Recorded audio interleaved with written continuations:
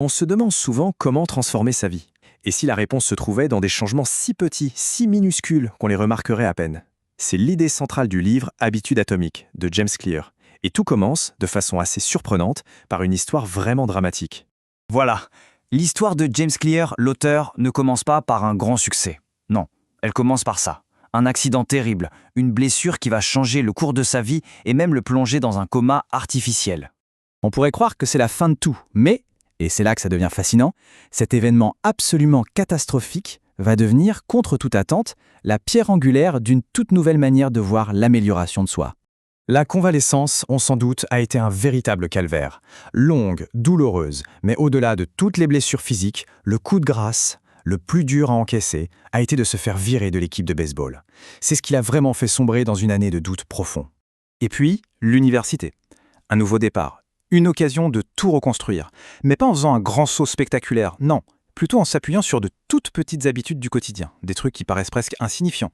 Alors que tout le monde faisait la fête, lui, il se concentrait sur de bonnes nuits de sommeil.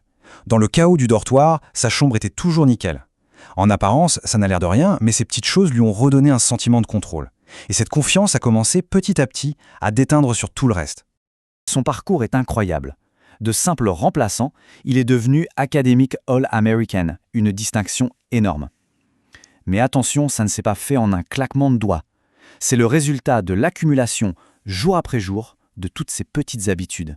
Et voilà le cœur de l'idée, l'habitude atomique. C'est un changement minuscule, comme un atome. Un seul atome, c'est invisible. Mais ensemble, ils forment tout ce qu'on voit. Eh bien, les habitudes, c'est pareil.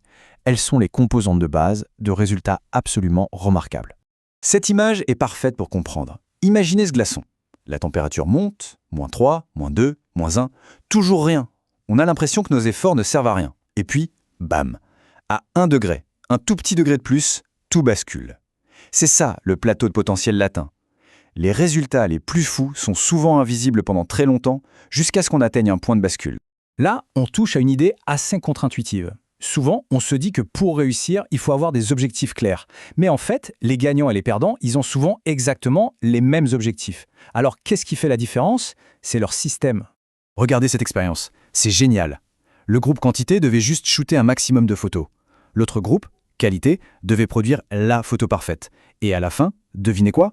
Toutes les meilleures photos venaient du premier groupe. Pourquoi? Parce qu'à force de pratiquer, d'expérimenter, de faire des erreurs, ils ont appris. Leur système, basé sur l'action, a battu le système basé sur la perfection théorique. Le processus est plus important que l'objectif. Ce graphique, il montre un truc essentiel. Ce n'est pas une question de temps, de se dire « je vais faire ça pendant 30 jours ». Non, ce qui compte, c'est la fréquence, le nombre de répétitions. Chaque fois qu'on répète une action, on renforce le chemin dans notre cerveau. Au début, c'est un petit sentier, puis ça devient une route et enfin une autoroute. L'action devient automatique. D'accord, mais comment on commence concrètement, surtout quand on n'a pas envie? Eh bien, il y a un outil tout simple, super pratique pour ça. Ça s'appelle la règle des 2 minutes. Et c'est une arme redoutable contre la procrastination. L'idée, c'est de rendre le démarrage si facile qu'on ne peut pas dire non. Parce que le plus dur, c'est toujours de se lancer. Une fois qu'on a fait la première toute petite étape, le reste suit beaucoup plus naturellement. C'est comme ouvrir une porte. En gros, on réduit n'importe quelle habitude à sa version la plus simple, une version de 2 minutes. On ne se dit pas « il faut que je lise un chapitre », mais juste « je lis une page ». Pas « je dois courir 5 km », mais je mets juste mes chaussures de course. Plier une seule paire de chaussettes, c'est mieux que de ne rien plier du tout. On rend l'habitude tellement facile à commencer qu'on n'a plus d'excuses. Et maintenant, on arrive à l'idée peut-être la plus puissante de toutes. Pour vraiment changer sur le long terme, il faut arrêter de se concentrer sur ce qu'on veut avoir et commencer à penser à la personne qu'on veut devenir. C'est un changement total de perspective. Pensez à toutes ces petites phrases qu'on se répète. « Ah non, moi je suis pas du matin » ou « je suis nul pour retenir les noms ». À force de se raconter ces histoires, elles finissent par devenir notre réalité. On y croit tellement qu'on refuse même de faire des choses qui prouveraient le contraire. Parce que, c'est pas nous. Cette phrase change tout. Chaque petite action qu'on fait est comme un bulletin de vote. Quand on fait son lit le matin, on vote pour devenir une personne organisée. Quand on va s'entraîner même 5 minutes, on vote pour devenir une personne sportive. On ne se concentre plus sur le résultat, mais sur l'identité qu'on est en train de construire. Le processus est donc très simple, en 2 temps. D'abord, on décide. Je veux être le genre de personne qui lit beaucoup ou qui est en forme. Ensuite, on se le prouve à soi-même. Pas avec des exploits, mais avec des petites victoires. Chaque petite victoire renforce cette nouvelle identité et ça crée une sorte de cercle vertueux. Finalement, ce qu'il faut retenir, c'est que le but n'est pas juste d'adopter une nouvelle habitude. Le but, c'est de se construire, de devenir une nouvelle version de soi-même, une petite action à la fois.